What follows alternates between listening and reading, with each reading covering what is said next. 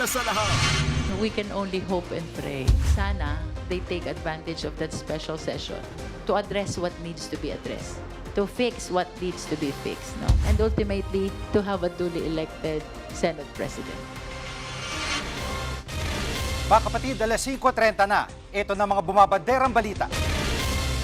May hidden agenda, pinatawag ni PBBM na special session ng Kongreso, pinagdududahan ng ilang kritiko. Joel XIII, Senator Joel Villanueva, tiniyak na dadalo siya sa special session. Sasanib na rin kaya siya sa grupo ni Gatchalian.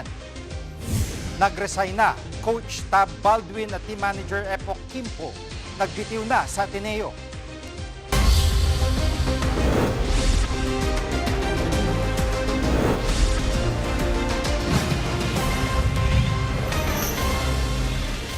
Nagpatawag si Pangulong Bongbong Marcos ng special session sa Kongreso sa Miyerkules. Layon daw nitong talakay ng priority bills ng Administrasyong Marcos. Pero duda ang ilang kritiko. Live mula sa TV5 Media Center, nangunguna sa balita si News 5 Palace Correspondent Maricel Lili. Maricel, ano mga panukalang batas ang pinaaksyonan agad ng Pangulo?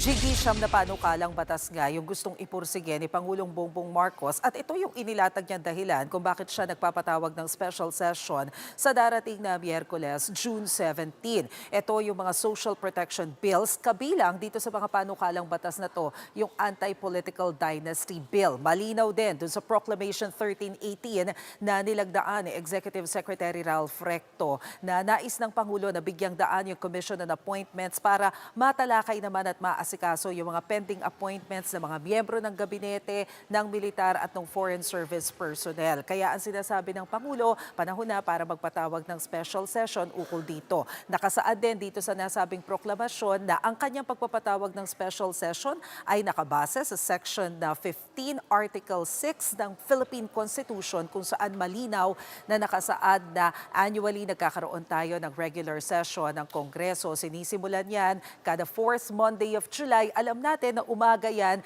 sabay na nagbubukas ng sesyon ang mababa at ang mataas na kapulungan o ang Kamara at ang Senado at kinahapunan sasagawa na ng Pangulo yung kanyang State of the Nation address. Nakasaad din sa partikular na probisyon na yan na may kapangyarihan ang Pangulo na magpatawag ng special session anumang oras na tingin niya ay kailangan. Gigi. At Maricel, bakit duda ang ilang kritiko sa pagpapatawag ng special session ni PBBM sa Kongreso? Jiggy, dahil sa timing. Isa dun sa mga nagsalita tungkol dito ay siya dating Congressman Mike Defensor. Kino-question niya yung timing ng pagpapatawag ng special session. Ang duda niya kasi baka pagka nagpatawag na ng special session, mapalitan din yung liderato ng Blue Ribbon Committee at hindi na matuloy yung pagsisiyasat tungkol nga dito sa flood control scandal, yung tungkol sa korupsyon. Ang tanong niya kasi, bakit kinakailangan pa magpatawag ng special session para dito sa mga inilatag na panukala ng Malacanang, samantalang pwede naman daw itong talakayin kapag regular session. Gigi. At Maricel, nakita na nga natin yung statement ni Senator Joel Villanueva na dadalo siya sa special session at marami nag-iisip na yung posibilidad na pagtawid niya sa kabilang kampo ni Senator Win. So nakikita ba nila na pwedeng maghalal din ng bagong Senate President sa special session na ito?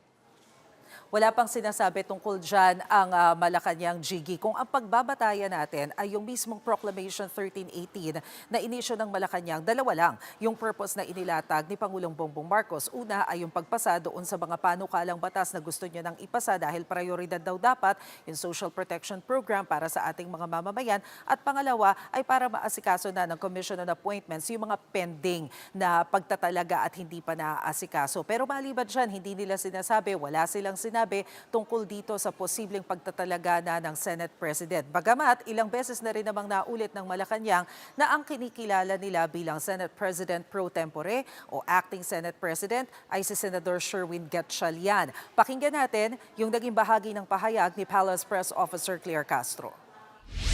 Nagsalita na po ang Pangulo. Get back to work. Binigyan din po ng Pangulo sa araw ng kalayaan nitong June 12, 2026. Ang sabi ng Pangulo, piliin ang ikabubuti ng bayan laban sa interes ng iilan. huwag magpagapi sa pagpapaunlad ng sariling ambisyon. At kapag dinaos tong special session ay nasaan si PBBM sa mga oras na yon, Maricel?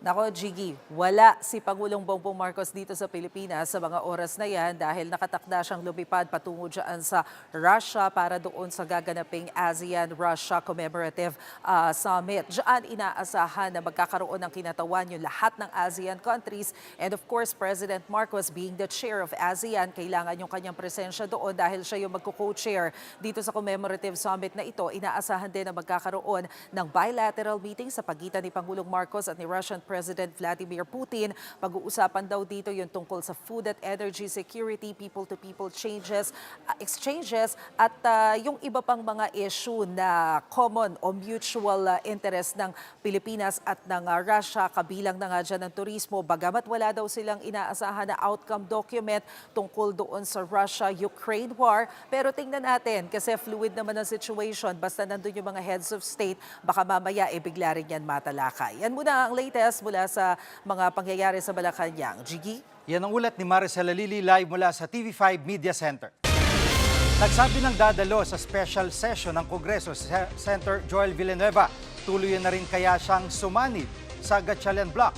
Live mula sa Senado, nangunguna sa balita si mobile journalist Merimon Reyes. Merimon, bakit ba nabanggit ni Senator Villanueva na siya nga ay dadalo dahil sinasabi niya, generally speaking, hindi pwede ang gulo para sa kapakanan ng taong bayan at ano pa ang ibang impormasyon na nakalap mo dyan?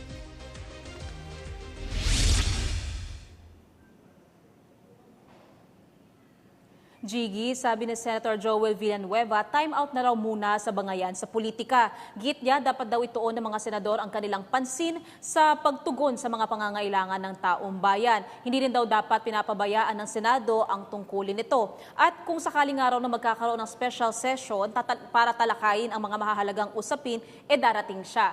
Pero lilinawin lang natin, Jiggy, na walang sinabi si Senator Joel kung mag-over the bakod na ba siya papunta sa Gatchalian Block. Pakinggan natin ang pahayag ni Senator Villanueva.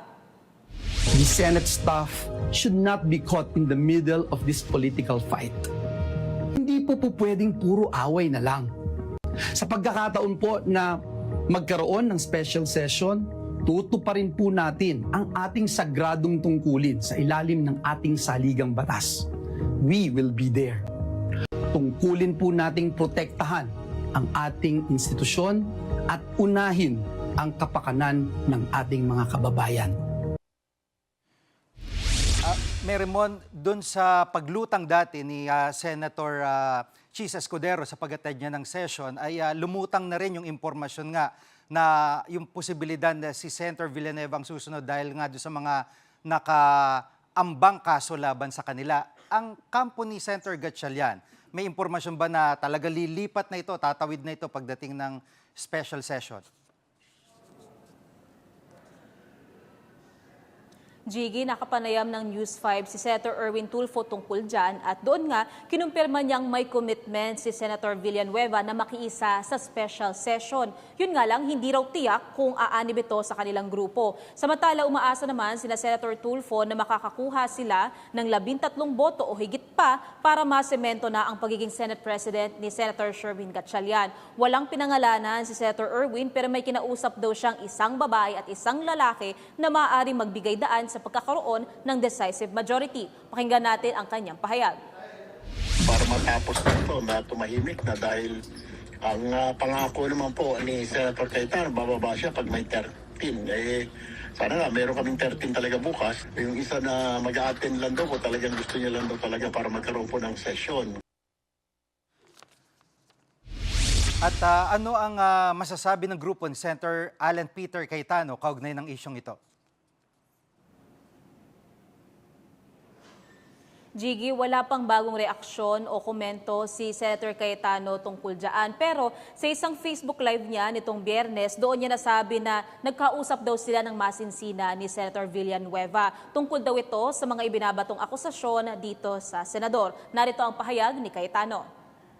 I'd like to send out my love to the whole Villanueva family.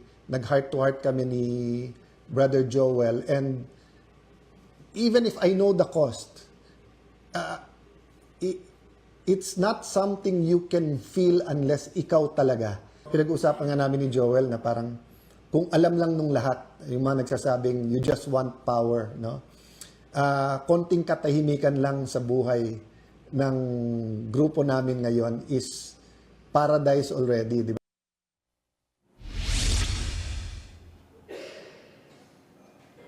At yan muna ang latest mula rito. Balik sa iyo, Jiggy. Yan ang ulat ni Merrimon Reyes live mula sa Senado. Susunod, head coach at team manager ng Ateneo Blue Eagles nagbitiw sa pwesto matapos ang trahedya. At PhilHealth, pinagkaitan nga ba ng benepisyo ang isang namatay na pasyente? Diyan kayo mga kapatid, dapat una sa lahat.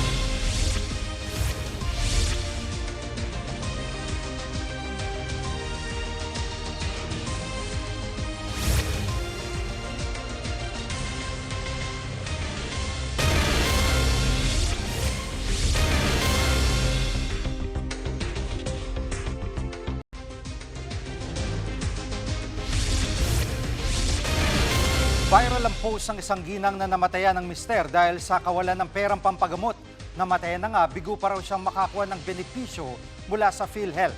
Live mula sa TV5 Media Center, nangunguna sa balita si News 5 anchor Cheryl Cosim. Cheryl, nakapanaya mo kanina sa One Balita Pilipinas si PhilHealth President and CEO Edwin Mercado. Anong paliwanag niya sa isyong ito? Jiggy, bago ko sagutin yan, ilalatag ko lang muna yung kwento ng ginang na nagrereklamo. Alam mo, sa kanyang post, ikinwento niyang namatayan siya ng mister dahil nga sa brain hematoma o pamumuo ng dugo sa utak. Wala raw kasi silang pera ang pampaopera sa kanyang mister. Sinabihan sila ng ospital na pinagdalhan nila kay Marvin na aabot sa 4 million pesos yung gagastusin doon sa magiging operasyon. At dahil hindi nila kaya ang halaga, sinabihan sila na pwedeng ilipat sa UERM kasi doon aabot lamang ito sa 2 milyong piso. Kaya lang, hiningan naman sila ng 1 milyong pisong deposito. At dahil wala silang mailabas na ganong kalaking halaga na pera, ay hinintay na lamang daw nilang pumanaw ang kanyang mister. Wala pang 24 na oras, umabot na sa 200,000 pesos ang kanilang bill. At para makameno sana sa babayaran, lumapit sila sa PhilHealth. Pero nagulat daw siya nang sabihan siyang hindi qualified ang mister niyang makatanggap ng benepisyo mula sa PhilHealth. Wala pa raw kasi siyang 24 hours sa ospital. At base raw sa memorandum circular ng PhilHealth, ang 24-hour confinement policy bago makatanggap ng inpatient benefit. Hinaing ng misis ng yumao, walang mintis na nagbayad ng kontribusyon ang kanyang asawa sa loob ng 25 taon. Pero wala siyang natanggap na benepisyo. At Jiggy nga, doon sa ating naging panayam kanina sa One Balita Pilipinas, sinabi ni PhilHealth President and CEO Dr. Edwin Mercado na may ibang packages ang PhilHealth na pasok naman sa mga miyembrong na-admit at nasawi ng wala pang 24 na oras. Pakinggan natin ang pahayag ni Dr. Mercado. Kasi nabayaran na po ito, no, Doc? So, ang mangyayari ba ay marireimburse kung ano man po yung makikitang pwede o pasok doon sa benefit na pwede pong maibalik doon sa pamilya na halaga? Tama yan, Cheryl. Na pag-agrihan po na meron pong makukuha, ito po ay amin pong ipuna-process na. At ito po ay agaran po namin i-reimburse kapag po nakuha na namin yung mga required na documents. Sa isang banda, Cheryl, parang hindi masyado makatao yung wala pang 24 hours sa hospital. Paano kung emergency case at medyo mahirap yung kaso? Pero sa ganun pa man, ano yung makukuha ng members na wala pang 24 hours sa hospital? Jiggy, ayon kay Dr. Mercado, case-to-case basis ito. Pwedeng i-cover ng PhilHealth yung mga life-threatening emergency o may mataas na mortality risk kahit wala pang 24 hours sa ospital. Kasama dyan ang stroke, atake sa puso, severe pneumonia, dengue at kahit mga biktima ng kalamidad tulad ng lindol at bagyo. Jiggy. At Cheryl, anong ginagawa hakbang na PhilHealth para maiwasang maulit yung gantong kaso?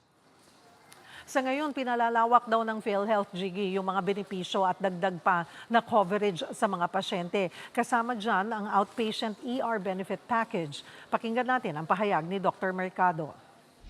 Kung nandun ka sa emergency room, ay kino-cover na natin kung ikaw man ay pinauwi before the 24-hour period. Yun namang mga nako-confine at kailangang i-transfer, for example, ay kino-cover din natin yung mga ambulansya at saka yung mga transfer cost ng ating mga pasyente. Jiggy, magsasagawa rin daw ng reorientation ang PhilHealth sa mga tao nito sa P-Cares. Sila yung mga humaharap na representative sa mga miyembro sa mga ospital para maiwasan daw ang anumang hindi pagkakaintindihan sa mga benefits nga ng isang miyembro. At paglilinaw din ng PhilHealth, Jiggy, kung ang miyembro pala ay nakapagbayad na ng 120 na buwanang bayad sa premium, abay hindi na sila hihingi ng karagdagang premium at sila ay tuturing ng lifetime member. So yan muna ang latest. Balik sa'yo, Jiggy. Yan po ulat ni Cheryl Cosim live mula sa TV5 Media Center. Nagbitiw na sa pwesto si Ateneo Basketball Head Coach Tab Baldwin at Team Manager Epoch Kimpo. Kasunod yan ang pagkalunod ng mga player na sina Rene Baterbonia at Divine Adili. Live mula sa TV5 Media Center nangungun sa balita si Ian Suyu. Ian, anong pahayag ng pamunuan ng Ateneo kaugnay sa resignation ni Baldwin at Kimpo?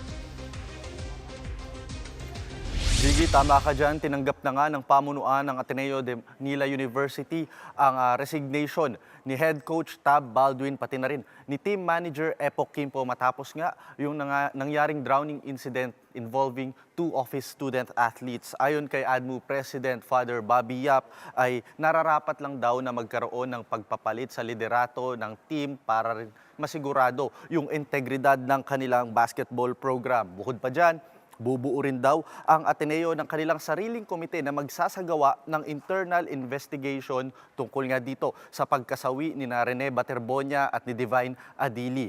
Ayon sa kanila, mga legal and technical experts daw ang kanilang inimbitahan sa komite na yan at tatagal daw ang investigasyon ng nasa 2 linggo bago magkaroon ng resulta. Nangako rin ang pamunuan ng Ateneo na magiging tuloy-tuloy ang pagbibigay nila ng tulong para sa mga naulilang pamilya ng 2 atleta. Pakinggan natin ang naging pahayag ni Father Yap. We did try to support as much as we can for the wake, for the care of the family during this situation. We will provide assistance, material assistance to the families, and we see that not as a form of legal settlement, but that is really a form of our moral responsibility. At yan, pinatawag ng DOLE si Coach Tab Baldwin ngayong araw. Siya ba'y nagpunta? Jiggy, alam mo, hindi sumipot kanina si Tab Baldwin nang ipatawag nga siya ng Department of Labor Employment noong umaga. Tanging abogado lamang niya ang dumating sa opisina, subalit hindi rin nagpaunlak ito ng panayam sa media. Ipinatawag ng DOLE si Baldwin, may kaugnayan nga para maipakita ang kanyang employment certificate. Yun nga lang, tanging naipakita lang ng kanyang kampo ay yung tinatawag na Foreign Residency Certificate mula yan sa Bureau of Immigration. At ayon kay DOLE Secretary Francis Tolentino, hindi porket meron kang ganitong klase ng residency certificate, pwede ka nang makapagtrabaho bilang foreign national dito sa Pilipinas. At ayon nga sa kanila, muli nilang ipapatawag si Baldwin sa darating na June 29. Tungkol dun sa burol ni Rene Baterbonia, naiuwi na ba siya sa kanyang hometown sa Agusan del Sur? Jiggy, sa ngayon nga ay kasalukuyang ibinabiyahe ang mga labi ni Baterbonia patungo sa kanilang hometown sa Talacugon, Agusan del Sur. Mula yan sa Davao City, nakahanda na yung pagbuburolan ni Rene sa isang gym. At bukas ng hapon ay nakatakda rin na magsagawa ng public viewing para sa mga nais na bumisita sa kanya ng mga kakaprobinsya niya at mga kababayan niya doon. Nakatakdang ilibing ang nasawing atleta sa June 24. Samantala, maidagdag ko rin, si Adili naman ay kasalukuyang nakaburol sa mismong chapel ng Ateneo sa Quezon City at wala ring nakatakdang date kung kailan pa siya dadalhin sa kanyang home country mismo na Nigeria. May dagdag lang din natin, Jiggy, noong nakaraan nga ay hindi raw pinayagang makapasok sa Ateneo de Davao University ang legal counsel ng pamilya Baterbonia na si Attorney Israelito Torion. At ayon sa abogado, mga tauhan daw mismo ng Ateneo ang humarang sa kanya. Hindi niya rin daw alam kung ano yung dahilan kung bakit nangyari ito at hindi sila pinayagan. Pero narito ang kanyang naging pahayag. I am supposed to confer with my clients insofar as the preparation of the transfer of the cadaver from Davao City to Agusan. So, but I am prohibited to go inside. Jiggy, hanggang sa mga oras na to ay patuloy pa rin nating kinukunan ng pahayag ang Ateneo de Davao University. May kinalaman nga sa insidenteng yan. Yan muna ang latest. Balik sa'yo, Jiggy. Yan ang ulat ni Yansuyo live mula sa TV5 Media Center. Susunod, House Prosecution Panel umaasang makapaghahalal na ng Senate President sa special session. At presyo ng petrolyo bumaba kaya kapag napirmahan na ang peace deal ng Amerika at Iran? Huwag kayong bibitiw, dapat una sa lahat.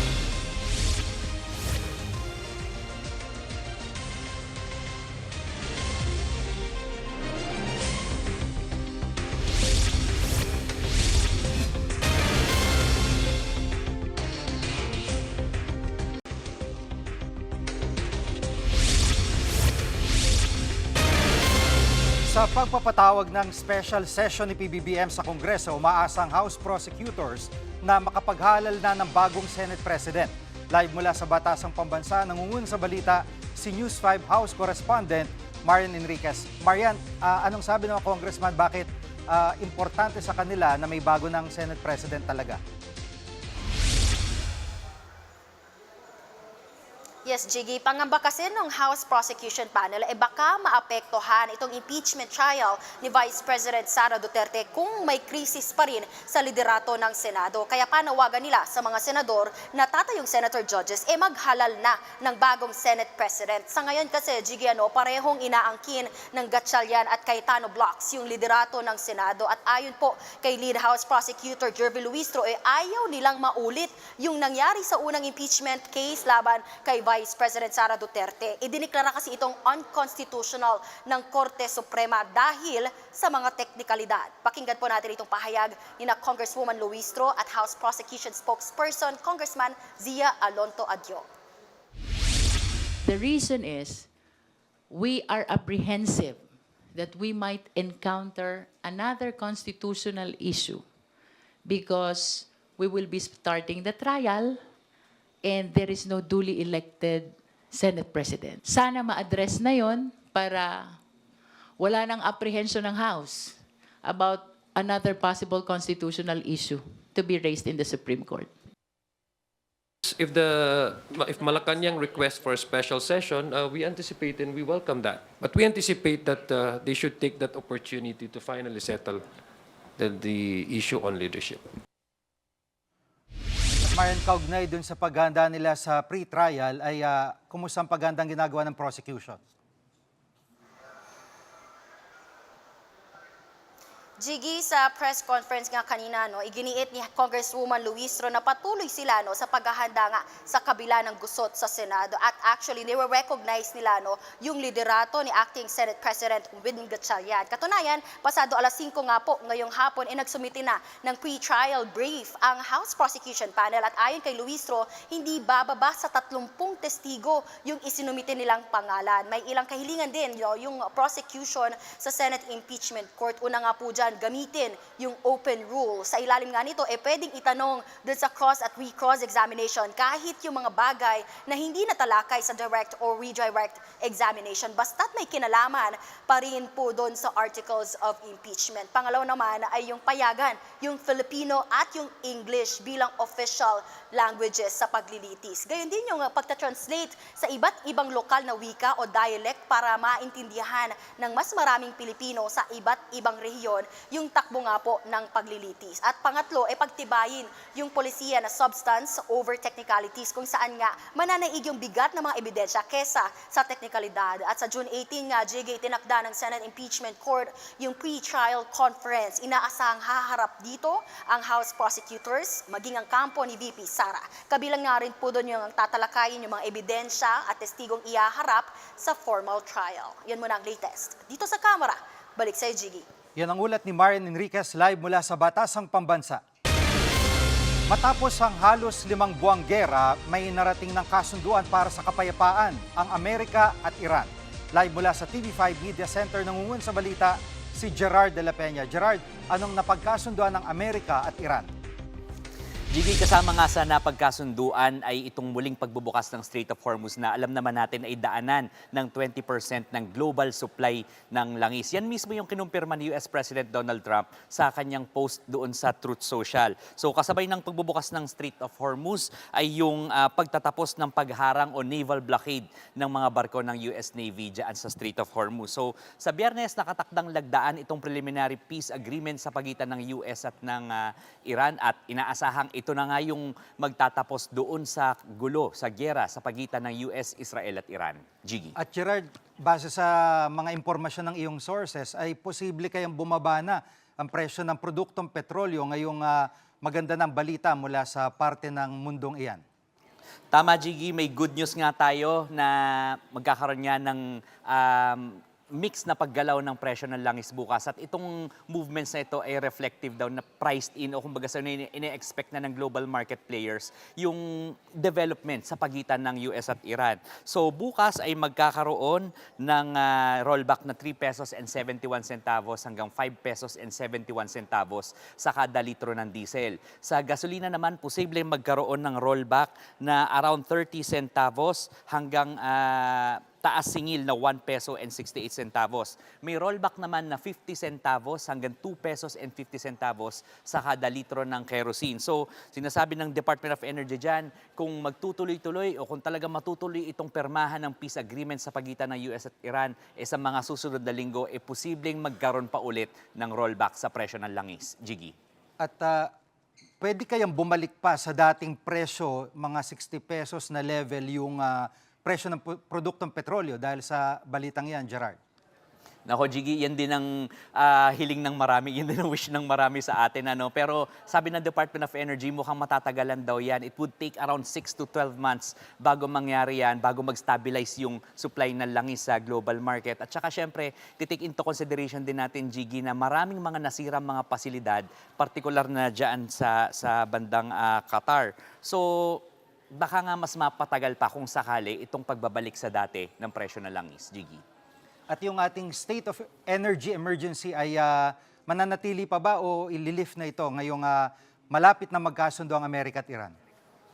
Sa ngayon, Jiggy, hindi pa yan nakikita ng Department of Energy kasi marami pa mga dapat gawing hakbang kasi nga ilan sa mga natutunan nila dito sa gulong ito sa pagitan ng US at Iran, napaka-dependent daw natin sa imported na diesel. So dapat meron tayong mga gawin na mga pagbabago katulad na nga lang ng mga ginagamit nating sasakyan para sa pampublikong transportasyon. Dapat daw marami sa mga ito maging electric na lang para hindi tayo masyado maging dependent sa imported diesel. At sinasabi na ng Department of Energy, dapat nga raw magkaroon na tayo ng National Strategic Reserves katulad ng ginawa dyan sa South Korea at saka sa Japan.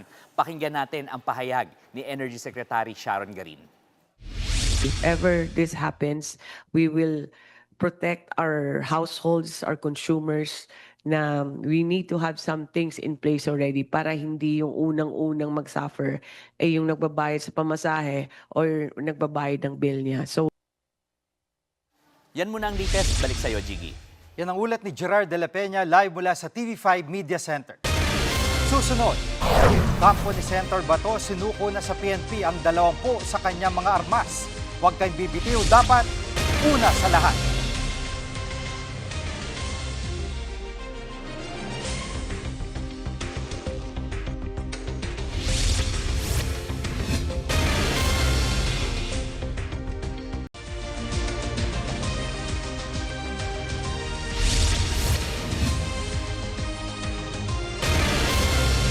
Binago ng kampo ni Senator De La Rosa sa PNP ang 20 sa mga armas niya.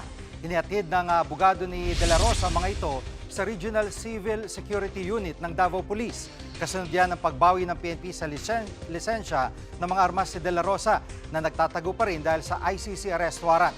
Higit 100 armas na nakarehistro sa senador ang pinakukumpiska o ipinasusuko ng PNP.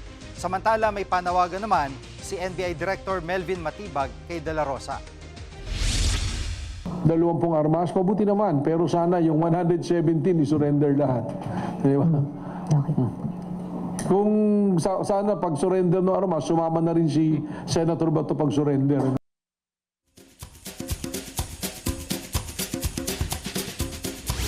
Pahabol mga kapatid, umaasa si Senator Ping Lacson na mawawala ng anyay mga dilulo sa Senado. Hirit niya yan sa social media kasunod ng pagpapatawag ni Pangulong Bongbong Marcos ng special session sa Kongreso. Sa naturang sesyon, may posibilidad na makapaghalal ng bagong Senate President. Yan ay kung makakabuo ng sapat na numero ang alinman sa Gatchalian Block at Cayetano Blocks. Si Senator Joel Villanueva dadalo raw sa sesyon pero hindi pa malinaw kung mag-o-over the bakod siya sa Gatchalian Block. Kaya ang masasabi lang natin sa ngayon, abangan na lang ang susunod na kabanata. Kami ninyo mga kapatid sa Balitan at Public Service, dapat una sa lahat. Abangan niyo po ulit kami bukas dito sa TV5, 1PH, RPTV, True TV at 105.9 True FM.